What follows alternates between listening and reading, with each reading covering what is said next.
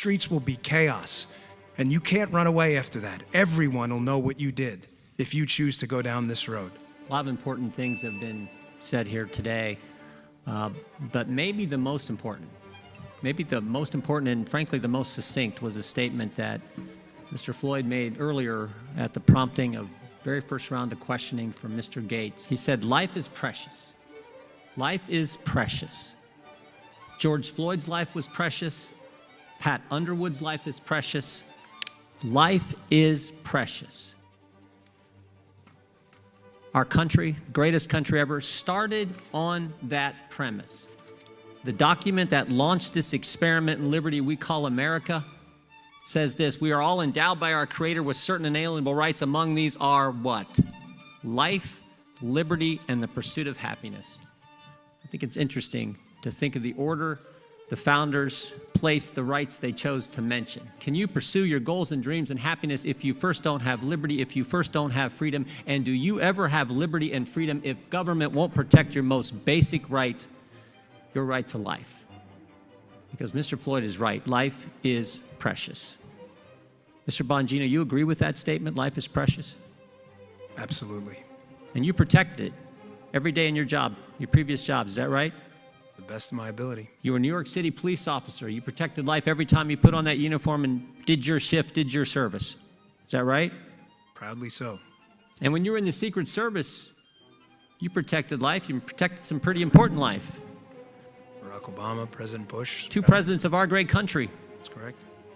And when you protected that life, you actually risked another precious life. You risked your life. Is that accurate? It's accurate. And officers do that every single day, don't they? 8 hours a day, 5 days a week. Every day. And that is why you have been so strong in your language about this concept of defunding the police, abolishing the police, a policy proposal that is not consistent with the statement made, the best statement made here today by George Floyd's brother, which says life is precious. I think in your testimony earlier you said, if police forces are abolished, if police forces are defunded, it's not some, I think you used the word amorphous mass, or we're talking about human beings. We're talking about officers who put on the uniform and go protect our communities. It will put their lives at risk, won't it? There's absolutely no question.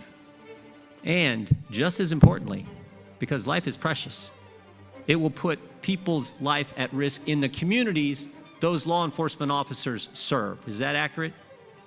That is accurate, and anyone supporting this should take an oath today to go to the many funerals of the thousands of black lives, Hispanic lives, and white lives that will unquestionably be lost in the chaos that ensues in de-policed streets. You should commit today and raise your right hand to go to those funerals and listen to those crying parents watching their sons and daughters in those caskets.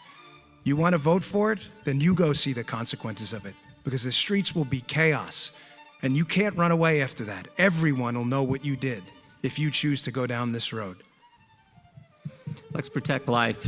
Let's recognize exactly what Mr. Floyd said. Life is precious, and let's do that. I yield back, Mr. Chairman.